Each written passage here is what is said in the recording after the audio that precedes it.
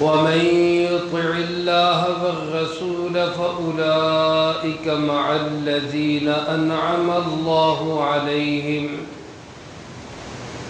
من النبيين والصديقين والشهداء والصالحين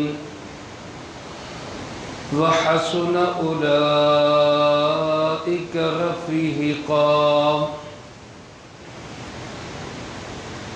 وقال جل سبحانه وتعالى: من يطع الرسول فقد أطاع الله. وقال رسول الله صلى الله عليه وسلم: لا يؤمن أحدكم حتى تكون هواه تبعا لما جئت به، أو كما قال عليه الصلاة والسلام. وقال رسول الله صلى الله عليه وسلم: التاجر الصدوق الأمين مع النبيين والصديقين والشهداء، أو كما قال عليه الصلاة والسلام. صدق الله مولانا العظيم وصدق رسوله النبي الكريم، ونحن على ذلك لمن الشاهدين والشاكرين، والحمد لله رب العالمين. اللهم صل على سيدنا ومولانا محمد وعلى آل سيدنا ومولانا محمد كما تحب وترضى عدد ما تحب وترضى. يا رب صل وسلم دائما أبدا على حبيبك خير الخلق كلهم، هو الحبيب الذي ترجى شفاعته لكل هول من الأهوال مقتحم.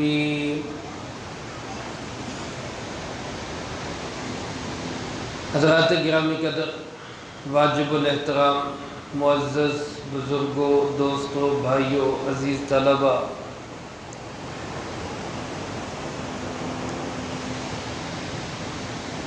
جنت کی بے شمار بہاریں، نعمتیں،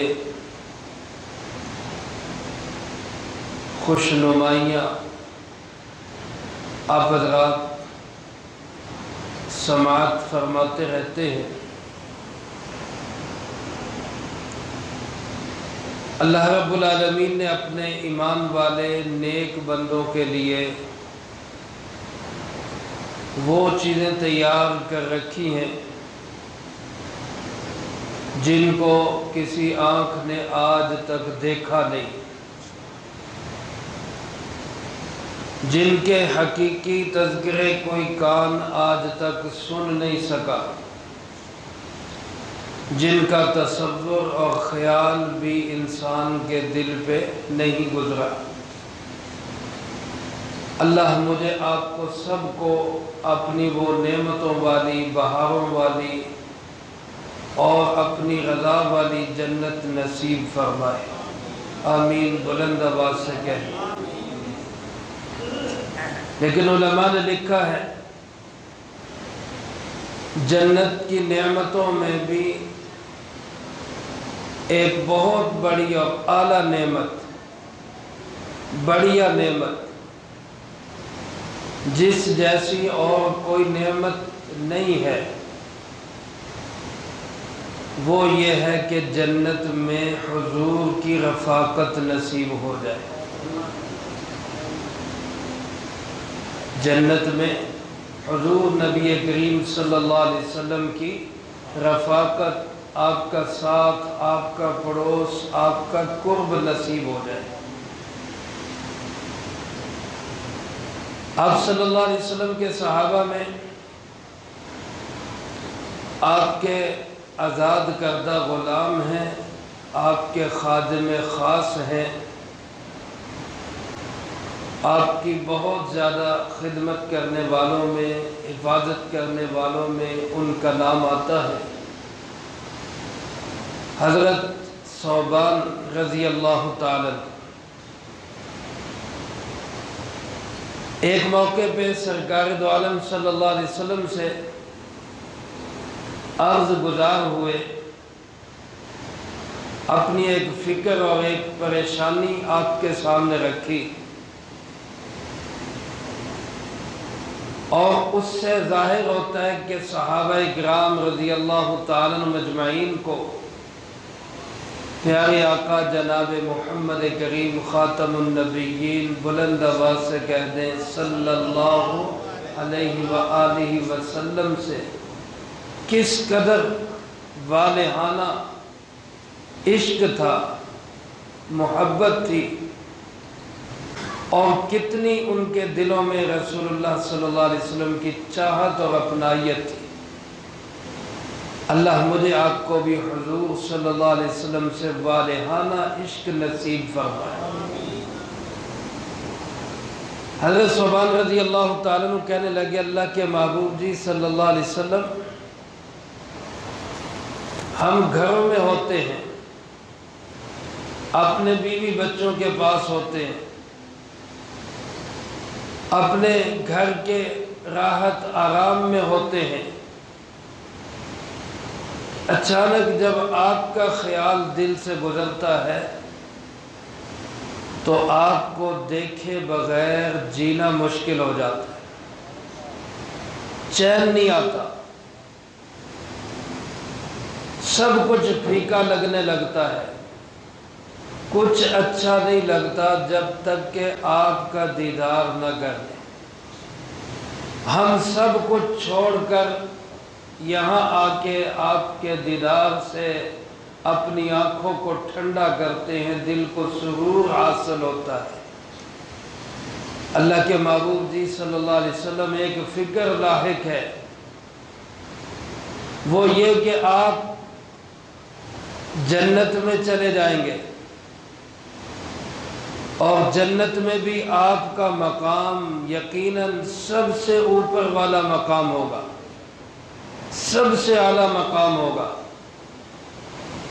انبیاء علیہ السلام کے مقامات بھی آپ سے نیچے ہوں گے، صحابہ کے مقامات بھی آپ سے نیچے ہوں گے۔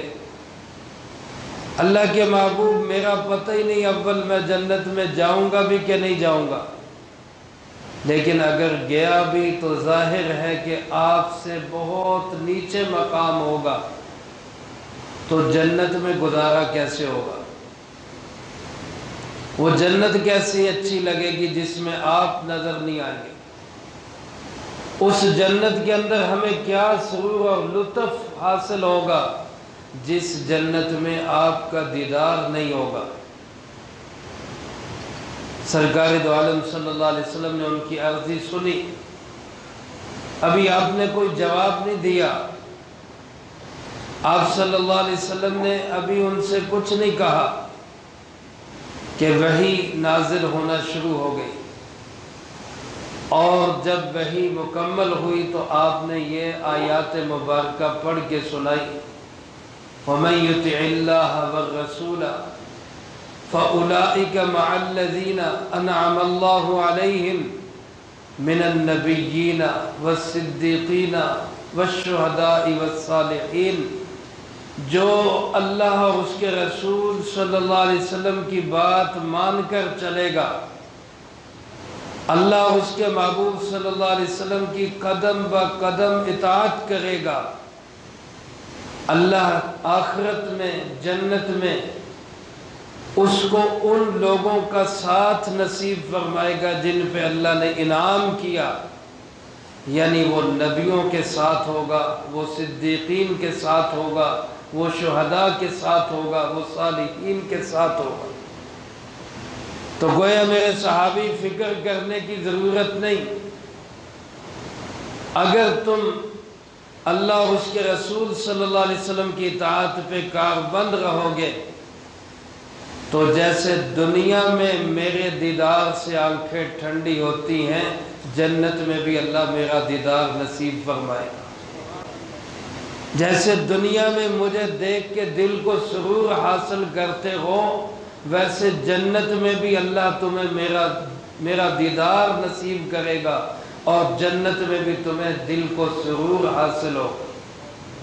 میرے محترم دوستو، اندازہ کریں حضرات صحابہ کرام رضی اللہ تعالیٰ عنہم مجمعین کے عشق و محبت کا، کہ دنیا میں دنیا اچھی نہیں لگتی آپ کو دیکھے بغیر، اور جنت میں جا کے جنت اچھی نہیں لگے گی جب تک آپ کو نہیں دیکھتی۔ ایک اور صحابی حضرت کعب اسلمی رضی اللہ تعالیٰ، مسند احمد میں یہ روایت موجود ہے، حضرت مفتی اعظم پاکستان مفتی محمد شفیع صاحب رحمۃ اللہ علیہ، اللہ ان کی قبر پہ کروڑوں رحمت نازل فرمائے، حضرت نے معارف القرآن میں اس کو نقل کیا۔ کعب اسلمی رضی اللہ تعالیٰ عنہ ایک موقع پہ انہوں نے آپ کی وضو کی خدمت کی، تہجد کے وقت آپ اٹھے، وضو کا پانی مہیا کر دیا۔ آپ علیہ السلام ان کی خدمت سے بہت خوش ہوئے۔ دریائے رحمت معجزن تھا، اللہ کے خزانوں پہ نظر تھی۔ انما انا قاسم واللہ یعطی، دینے والا اللہ ہے، تقسیم کرنے والے جناب محمد کریم صلی اللہ علیہ وآلہ وسلم ہے۔ اللہ کے محبوب صلی اللہ علیہ وسلم نے فرمایا، مانگ کیا مانگتا ہے، مانگ کیا مانگتا ہے، اللہ کے خزانوں سے تجھے لے کر دیتا ہوں، مانگ کیا مانگتا ہے۔ میرے عزیز دوستوں، میرے محترم بھائیوں، صحابہ کی تربیت دیکھیں، صحابہ کا عشق دیکھیں، والہانہ محبت دیکھیں۔ یہ سوال نہیں کیا کہ اتنے پیسے دے دیں، اتنے درہم دے دیں، اتنے دینار دے دیں، اتنی جاگیر دے دیں، فلاں علاقے کا امیر بنا دیں، وہاں کا مجھے گورنر بنا دیں۔ کوئی چیز نہیں مانگی، دنیا کی کسی چیز کا سوال نہیں کیا۔ سوال کیا تو کیا کیا؟ اللہ کے محبوب جنت میں آپ کا ساتھ چاہتا ہوں۔ سبحان اللہ، ذرا بلند آواز سے جنت میں آپ کا ساتھ چاہتا ہوں۔ قسمت سے مل گئی ہے قیادت حضور کی، اللہ کا کرم ہے عنایت حضور کی۔ حاتم کا ذکر کیا، وہ زمانہ ہی بیت گیا، جاری ہے آج تک بھی سخاوت حضور کی۔ اے رب کریم، شان کریمی کا واسطہ ہو جنت میں بھی نصیب رفاقت حضور کی۔ آمین کہہ دے سارے بلند آواز۔ اللہ مجھے آپ کو بھی اپنے محبوب کی رفاقت نصیب فرمائے۔ تو کعب اسلمی نے سوال کیا کیا کہ مجھے جنت میں آپ کی رفاقت چاہیے۔ آپ نے پوچھا کچھ اور کچھ؟ انہوں نے کہا جی نہیں، بس صرف آپ کی رفاقت، آپ کا ساتھ، دنیا میں آپ کے قریب بیٹھتے ہیں، آپ کی بات سنتے ہیں، آپ کا دیدار کرتے ہیں، آپ کی زیارت کرتے، دل کو سکون ملتا ہے، آنکھیں ٹھنڈی ہوتی ہیں، من ٹھر جاتا ہے۔ اللہ کے محبوب جنت میں بھی آپ کی رفاقت چاہیے اور کچھ نہیں چاہیے۔ سرکار دو عالم صلی اللہ علیہ وسلم نے کیا فرمایا؟ اللہ کے محبوب صلی اللہ علیہ وسلم نے کیا فرمایا؟ وعدہ تو کر چکے تھے، مانگو کیا مانگتے ہو، اب دینا تو تھا۔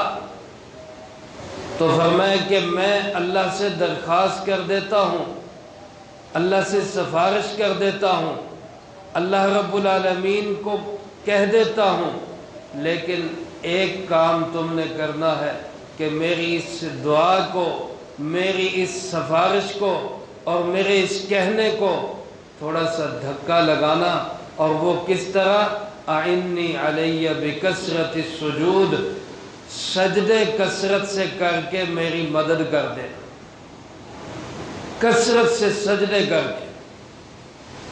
گویا نماز کی پابندی کرنا، نوافل کی پابندی کرنا، زیادہ سے زیادہ سجدے کرنا، اس سے میری اس دعا کو معاونت ملے گی اور اللہ تجھے جنت میں میرا ساتھ نصیب فرما دے گا۔ تو چاہیے ہمیں بھی آپ کا ساتھ یا نہیں چاہیے؟ کون کون چاہتا ہے اللہ مجھے اپنے محبوب کا جنت میں بھی ساتھ نصیب فرما دے؟ اللہ اٹھے ہوئے ہاتھوں کی لاج رکھے، اپنے گھر میں ہم سب کو اپنے محبوب کا ساتھ نصیب فرمائے۔ کرنا کیا ہے؟ سجدوں کی کثرت، سجدوں کی کثرت، نماز نہ چھوڑے، فرض نماز بالکل نہ چھوڑے، سنتیں پڑھے، نوافل اللہ توفیق دے تو ضرور پڑھے۔ نوافل کی پابندی کرنے والا کبھی سنتوں سے محروم نہیں ہوتا، سنتوں کی پابندی کرنے والا کبھی فرضوں سے محروم نہیں رہتا۔ اس لیے نوافل کی بھی پابندی کیا کریں۔ جتنے زیادہ سجدے ہوں گے اتنا اللہ کے محبوب کا قرب نصیب ہوگا، آپ کا ساتھ نصیب ہوگا۔ کریں گے انشاءاللہ۔ معجم طبرانی کے حوالے سے حضرت عبداللہ ابن عمر رضی اللہ تعالیٰ عنہ نے کا یہ واقعہ معارف القرآن میں حضرت مفتی اعظم پاکستان مفتی محمد شفیع صاحب رحمۃ اللہ علیہ نے نقل کیا۔ فرمایا کہ ایک نو مسلم حبشی، نو مسلم نیا مسلمان ہوا، حبشی تھا، سیاہ فام تھا، شکل و صورت میں اتنا خوبصورت نہیں، اللہ کے بنائے ہوئے نقشے ہیں، سارے ہی اللہ کو محبوب ہیں۔ وہ حاضر خدمت ہوا اور رسول اللہ صلی اللہ علیہ وسلم سے اپنی عرض کس انداز سے پیش کرنے لگا؟ کہنے لگا اللہ کے محبوب جی آپ صلی اللہ علیہ وسلم تو اتنے خوبصورت ہیں، نبی کریم صلی اللہ علیہ وسلم کا حسن و جمال کیا ہی بات ہے۔ حضرت مولانا اشرف علی تھانوی رحمۃ اللہ علیہ نے لکھا ہے ایک حسن ہوتا ہے جس کو دیکھ کر انسان کہتا ہے واہ واہ کیا بات ہے، یہ حسن ہے۔ حضرت یوسف علیہ السلام کو اللہ پاک نے یہ حسن عطا فرمایا تھا، جب عورتوں نے دیکھا تو دیکھ کے کیا کہنے لگی؟ واہ واہ کیا بات ہے، یہ تو کوئی ملک کریم ہے۔ فرمایا ایک جمال ہوتا ہے حسن سے بھی اگلا درجہ، جس کو انسان دیکھتا جائے دیکھتا جائے دیکھتا جائے تو آنکھیں سیر نہ ہو۔ اللہ نے اپنے محبوب جناب محمد کریم صلی اللہ علیہ وآلہ وسلم کو یہ جمال عطا فرمایا تھا کہ دیکھ دیکھ کے بھی آنکھیں سیر نہیں ہوتی تھی۔ اللہ ہمیں بھی اپنے محبوب کا دیدار نصیب فرمائے۔ کیا خوبصورت اللہ نے آپ کو عطا کی، کیا رعنائی اور کیا خوبصورتی تھی۔ احسن منک لم تر قط عینی اجمل منک لم تلد النساء خلقت مبرأ من كل عیب کأنک قد خلقت کما تشاء۔ اللہ کے محبوب صلی اللہ علیہ وسلم سے حسین و جمیل کسی آنکھ نے دیکھا ہی نہیں۔ آپ کے حسن و جمال سے بڑھ کر حسن و جمال والا کسی ماں نے پیدا ہی نہیں کیا۔ اللہ نے آپ کو ایسا بنایا ایسا بنایا ایسا بنایا، گویا آپ خود بیٹھے فرماتے رہے مجھے ایسا بنا دے، اللہ آپ کو ویسا بناتا ہے۔ حضرت حسان رضی اللہ تعالیٰ نے کیا خوبصورت آپ کو خراج تحسین پیش کیا۔ تو وہ حبشی کہنے لگا اللہ کے محبوب جی آپ تو خوبصورت، آپ کا چہرہ نورانی چمک والا، اور ہم کالے کلوٹے بھدے سے، ہمارا آپ کا کیا مقابلہ۔ اللہ نے آپ کو ایمان کا وہ بلند مقام عطا کیا ہے، آپ جنت میں جائیں گے، اعلیٰ درجات میں پہنچ جائیں گے، ہم پتہ نہیں کہاں ہوں گے کہاں نہیں ہوں گے۔ جب اس نے اپنی یہ عرضی پیش کی، اللہ کے محبوب صلی اللہ علیہ وسلم نے اس کو تسلی دی، فرمایا میرے صحابی گھبرانا، ایمان کی برکت سے جس جنت میں جاؤں گا اللہ کے فضل سے اسی جنت میں ہر ایمان والا جائے گا۔ کہو سبحان اللہ۔ اللہ مجھے آپ کو بھی جنت نصیب فرمائے۔ اور فرمایا تم اپنے اس کالے رنگ سے پریشان نہ ہو، گھبراؤ نہیں، جنت میں جا کے تمہارا چہرہ ایسے چمکے گا کہ 1000 سال کی مسافت سے اس کے نور کی لاٹیں نظر آئیں گی۔ گھبرانے اور پریشان ہونے کی کوئی ضرورت نہیں ہے، تو بھی جنت میں پہنچے گا۔ اور فرمایا کہ ہر کلمہ گو جس نے کلمہ پڑھا، جس نے میرے اوپر اللہ پہ ایمان اور یقین رکھا، میں آپ سب مل کر پڑھ لیں لا الہ الا اللہ محمد الرسول اللہ، اللہ کے سوا کوئی عبادت کے لائق نہیں ہے، اور حضرت محمد صلی اللہ علیہ وسلم اللہ کے رسول ہیں۔ ہمارا اس پر ایمان ہے، جس نے یہ کلمہ پڑھا اللہ رب العالمین اپنے ذمہ داری سے اس کو جنت میں داخل کرے۔ اور فرمایا جو ایک دفعہ پڑھتا ہے سبحان اللہ و بحمدہ، پڑھ لے سارے ایک دفعہ سبحان اللہ و بحمدہ، سبحان اللہ و بحمدہ۔ اللہ کے محبوب نے فرمایا ایک دفعہ پڑھتا ہے اللہ اس کو 1,24,000 نیکیاں عطا فرماتا ہے۔ بلند آواز سے کہہ دے سبحان اللہ، اور بلند آواز سے کہہ دے سبحان اللہ، اور اونچی آواز سے کہہ دے سبحان اللہ و بحمدہ۔ 1,24,000 نیکیاں ہمارے نامہ اعمال میں لکھ دی گئی۔ اللہ ہمیں اس کا یقین نصیب فرما۔